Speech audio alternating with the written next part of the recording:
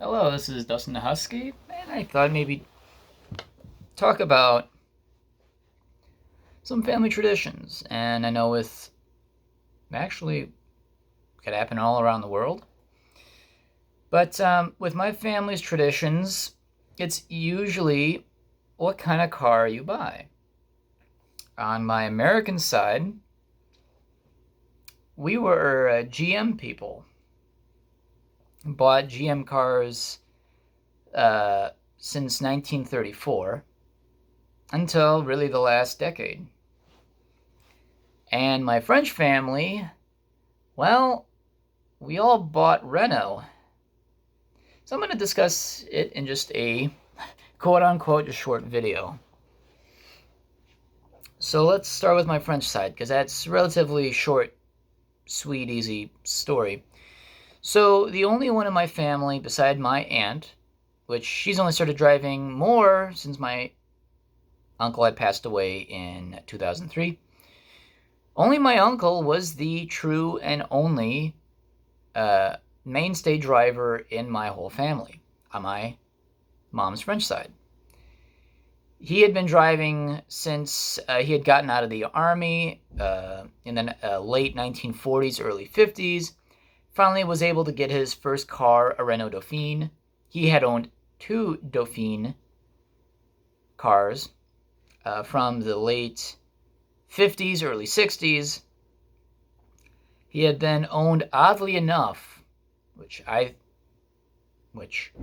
he went from what was considered a really good car in France to a Renault 4 chevaux or 4CV, which if you look at what a Renault Dauphine is, it's a really cute looking car. It's quite small, but it's obviously French, but you know, I think it's a good looking car.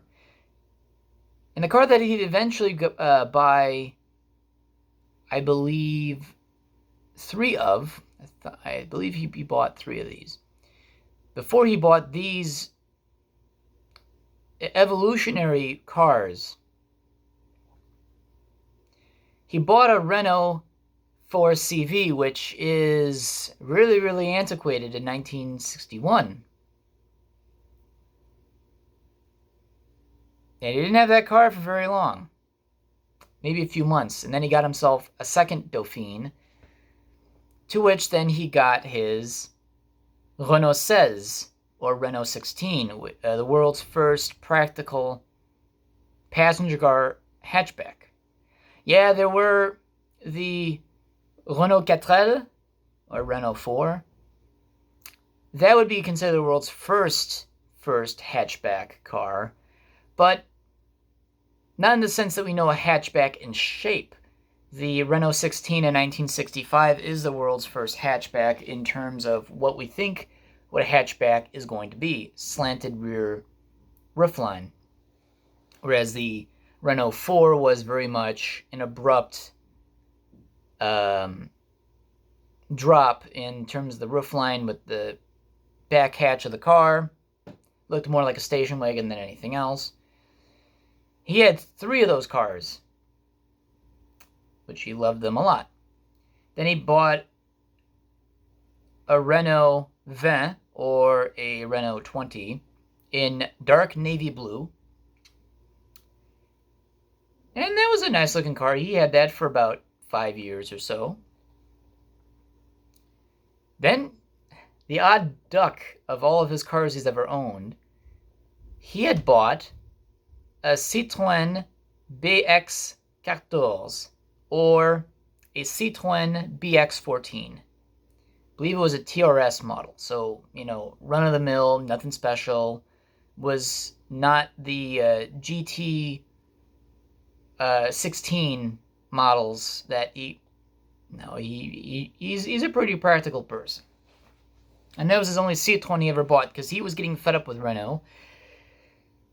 Then the strangeness that his Citroën annoyed him more than his Renault, so then he went in 1998, bought his last car and his last Renault he had ever gotten, a Renault Megane RTX or RTE. 1.6 liter engine. And that would be his final car he had ever bought, and it would be my French aunt's, one and only car she ever personally owned. When he had passed away, she took over ownership of the car until 2 years ago. The car was found on blocks. Actually, no, it was not found on blocks. Someone stole the tires off the car in her parking garage, rested it on the subframe, and the car was intact. Car was low mileage, or low KMs. Nice dark forest metallic green paint, and intact car, had no rust for being 20 years old.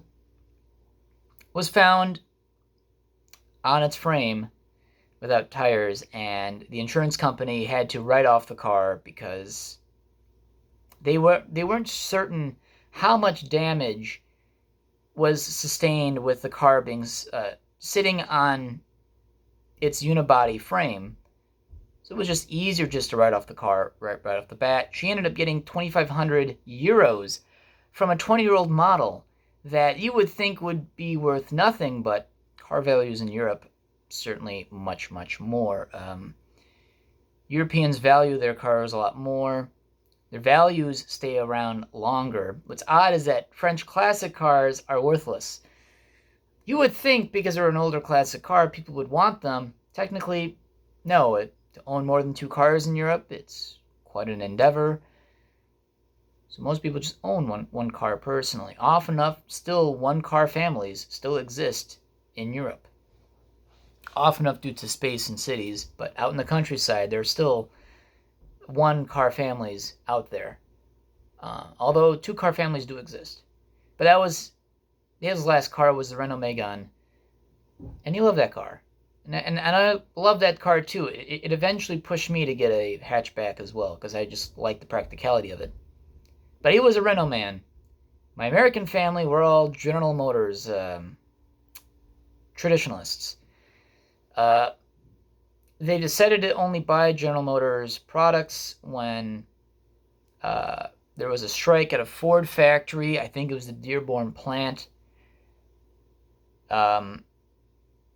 And since much of my family were all union workers, the workers at Ford were trying to unionize. Ended up being shot by Pinkerton men, and they vowed never to buy a Ford product for as long as they can, because they felt that, hey, if you're going to shoot your own workers, we don't want to support your business because you mistreat your workers, but now you're just shooting at them because they want to unionize. Well, we don't feel comfortable sending our money to a company that doesn't appreciate their workforce. Okay. So, and I bought into this family tradition as well. My first car was a Chevy Cavalier. It was passed down to me. And I was a total GM follower. My 67 Skylark is still a GM car. So in this case, in some ways, the tradition continues only with the ownership of this car, but not current ownership of anything daily driven today by me. It wasn't until the 1980s did my uncle Tom, decided to buy, well, actually, no, the first car that was not domestic and that was not GM was like a 73 Corolla that my grandfather bought just to simply use as a puddle jumper between work. It was rotting, it was not that very good, but then again, it was an older car. This is 1979, so he bought a 6-year-old car, which they didn't last very long, but they were certainly more reliable. They appreciated the reliability of such a rusty, really junk car, but it got them to work to and from and saved them gas along the way. My uncle was the first one to buy a brand new import right off the lot, a 1984 Toyota Camry. Turd brown paint with light turd brown interior. It was as 80s as you can get. It was boxy as all hell. Weighed almost next to nothing because it was one of these car doors where you can open and close with just a pinky. It was incredible. Weighed absolutely nothing. Maybe didn't even weigh more than 2,000 pounds. It was that light of a car. And it was a fun car because my grandfather eventually bought it from him to use as his puddle jumper, and it was a death trap. But that was the very first brand new imported car my family had bought. And at first we were like, but it was during this time when they were starting to change their minds about GM. GM was still making good quality cars in the 80s. In quotations, you can say what you will about GM products of the 1980s, but they still did the job well. Not like cars today where they look great, they drive fine, but the quality is still dubious, even more than the 1980s. So say what you will about 1970s, 80s, or even 90s GM products. They will drive infinitely longer than anything they're being made today. So my aunt was the first one to buy a brand new import car since my uncle. My uncle did try to buy the only Chrysler in the family, a Dodge Neon from 95. First year Dodge Neon. Had it for 2 months, had so many electrical problems with it that he ended up trading the car in for his second Toyota Camry that he bought, again, brand new. Which my uncle kept buying Camrys ever since. So, first convert and total Toyota fanboy, which, you know what, I don't blame him. Toyotas are great cars, especially the Camry. It is a workhorse for a family, which he had. So it did him very, very well. My aunt bought the first and only Subaru in the family, and she still owns it because she absolutely loves wagons. Because she had a 94 Cavalier wagon that she absolutely loved.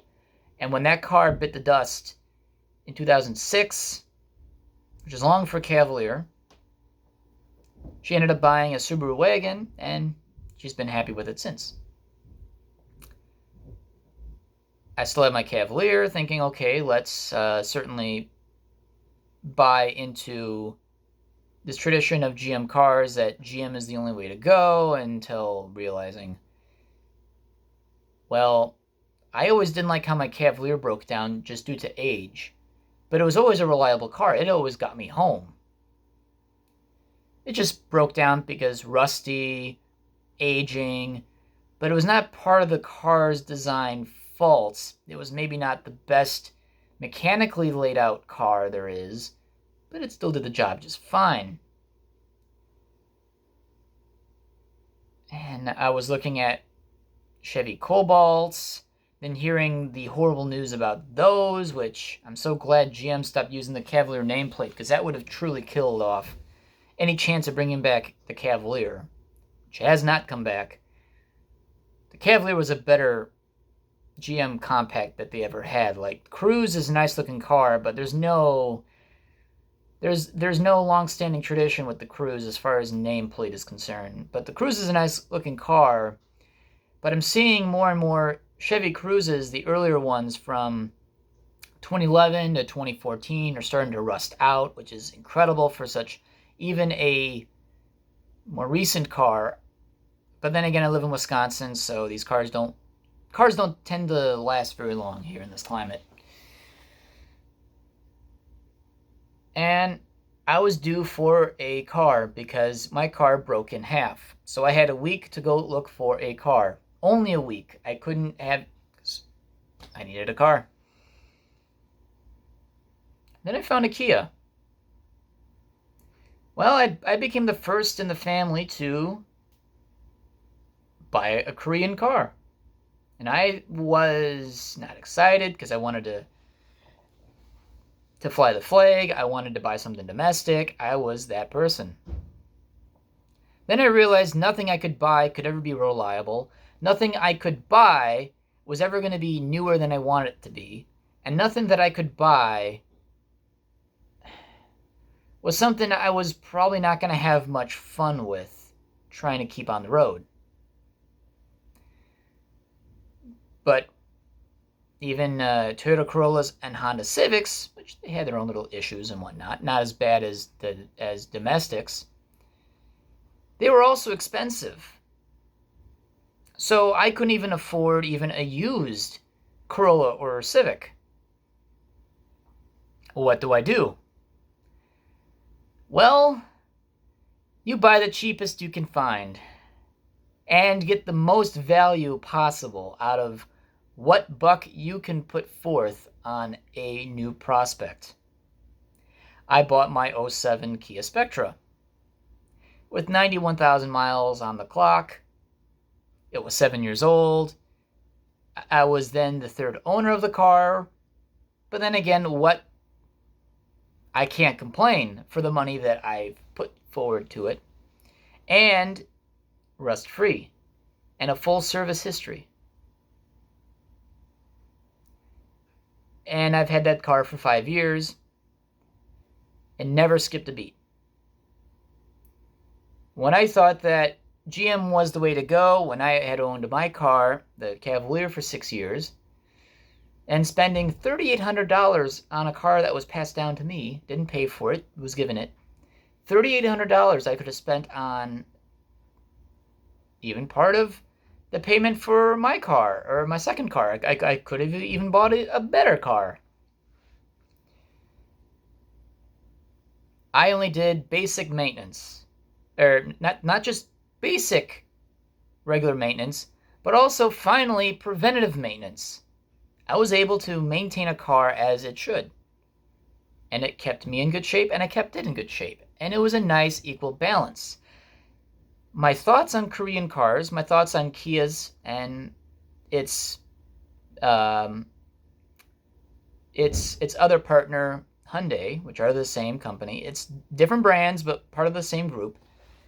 I started to actually really think, okay, maybe imports are genuinely the way to go. I am not convinced anything domestic is going to help me.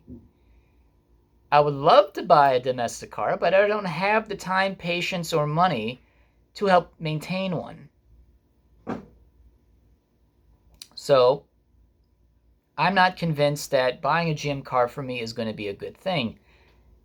I still own a GM car, but from another time period. From a time that, yeah, these cars were built fast, but these cars are actually built to a quality that will never be seen again in auto manufacturing around the world. If you bought an American car in the 1960s, you bought the best car possible on the planet. Didn't matter what brand, Ford, GM, or Chrysler, regardless of what car you bought, if it was built in the United States, you were buying the best mass-produced machine you could ever buy with money. And I will gladly say that with confidence. Even well into the 70s, when all quality was still on the fray, domestic cars were lacking, but you could still get them to work. But that's when they were starting to lose market share with imports, and eventually they had to compete with imports more than themselves. They knew that Toyota,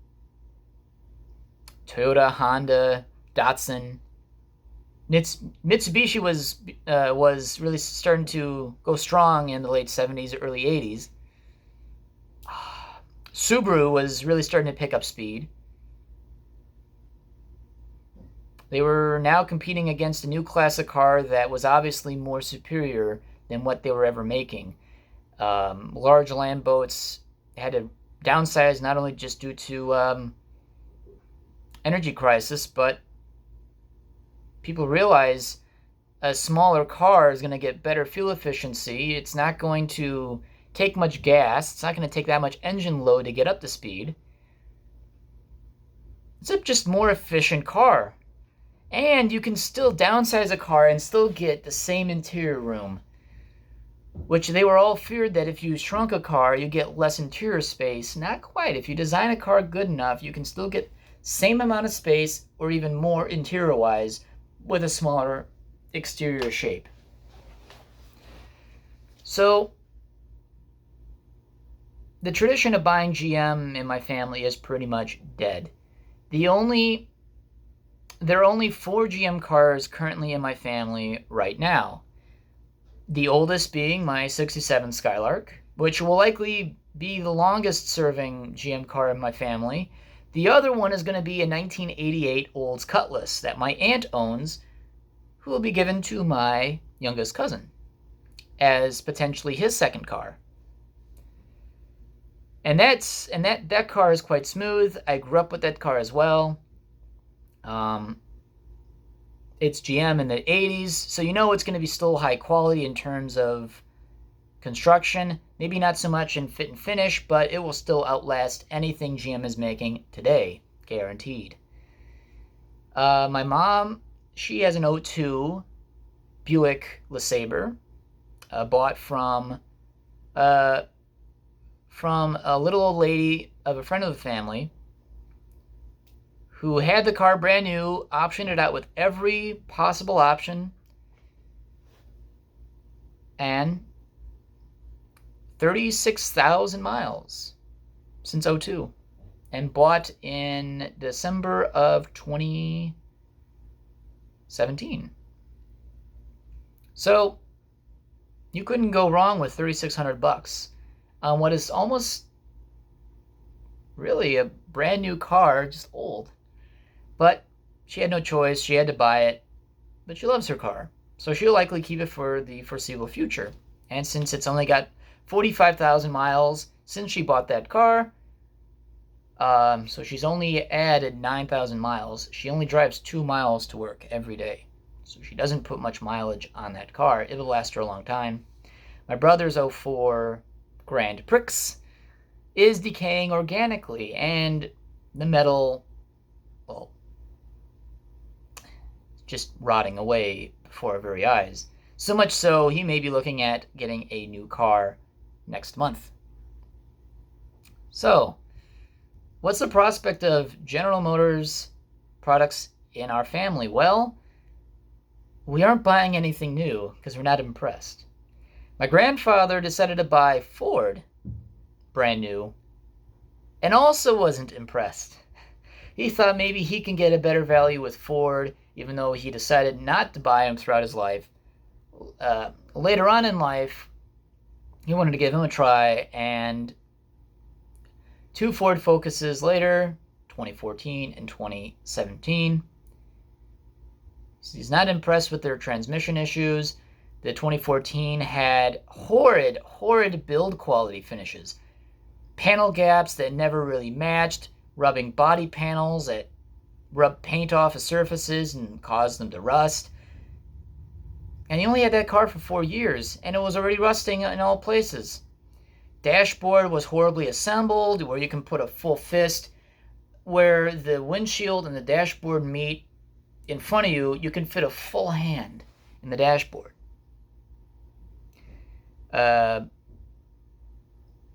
Interior pieces didn't really match. They didn't fit very well. There were squeaks and rattles. So my whole family's gone nearly to all full imported cars.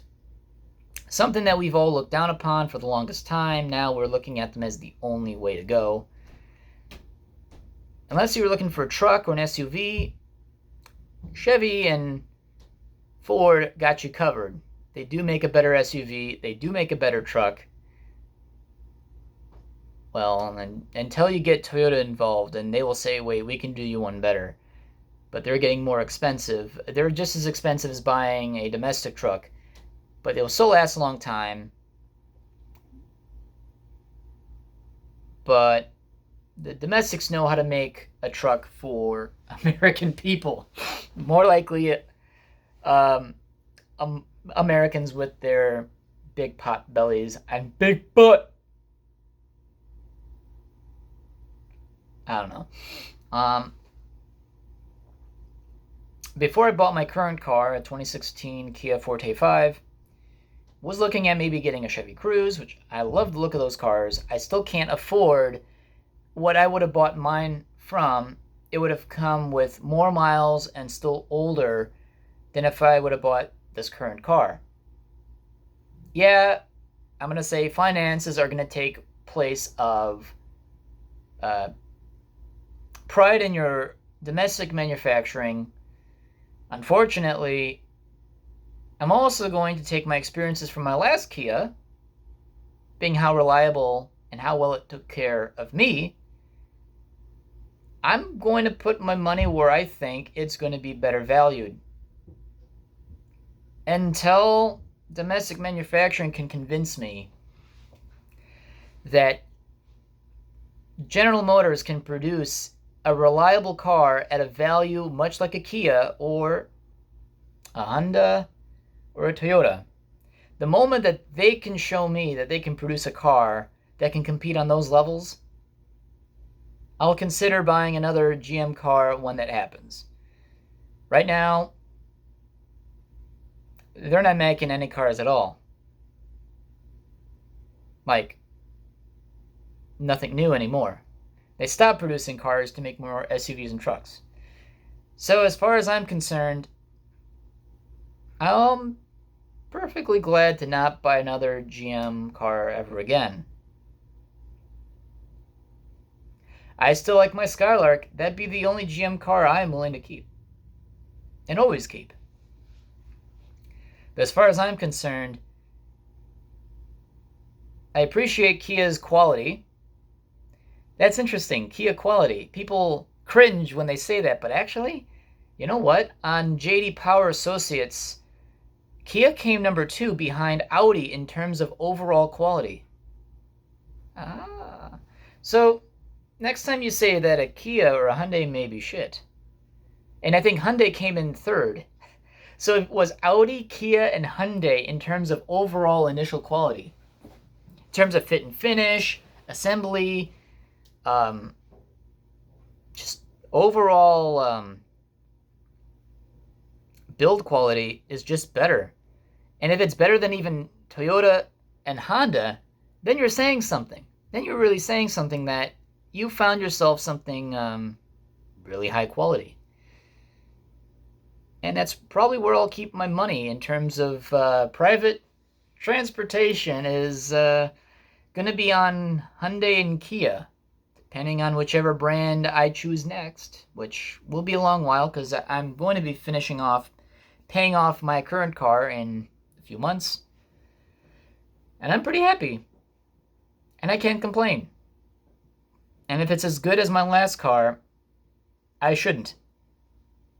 So, anyway, that's my family tradition, or my former family tradition of buying GM cars, which is a pretty strong and proud tradition that we've had for close to 70, 80 years. It's just we're not impressed right now with quality, where it is and how it can be improved, and it doesn't seem they don't care. So we're not going to support a company that we don't think deserves our money and hand it off to a company that better deserves it than others. So just thought I'd talk about family heritage, or not heritage really. The Skylark can be considered heritage to my family just because we can trace its roots from its start, around when it was brand new. We even know what my car. I don't know who shares a birthday, but it shares. I don't know. Its birth date is June 8th, 1966. No, 67. Sorry. So that actually makes it one of the very, very final ones made in a model year. So that's kind of cool. So, unless GM, if you can make another Chevy Cavalier, you make a 5-door hatchback, now you got me interested. Now I might consider it. But until then, I'm going to keep buying Kias. I get better value. I'm being well taken care of. Call me unpatriotic. I'm just going to say how it is. Unless I'm in the market for an SUV or a truck, well then, domestic is a no-brainer. But if you're looking for a passenger car, I think you're going to be heavily disappointed with buying American. Whether if you say fortunately or unfortunately, I think the imports totally got us beat on how to make a car. Because they understand us, Americans. They understand what Americans want in a passenger car. And they gave it to us.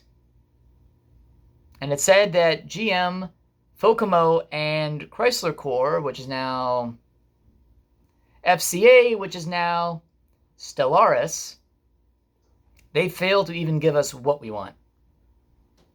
So, we're going to go where the companies will listen to us the most. So there we go. Also, when looking for a car,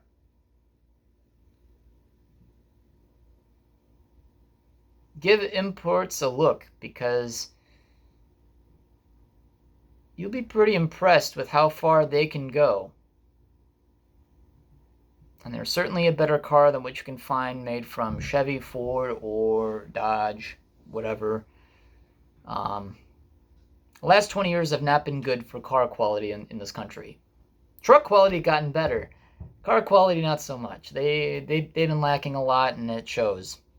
More and more people buy imports than ever before, and that number is supposed to increase.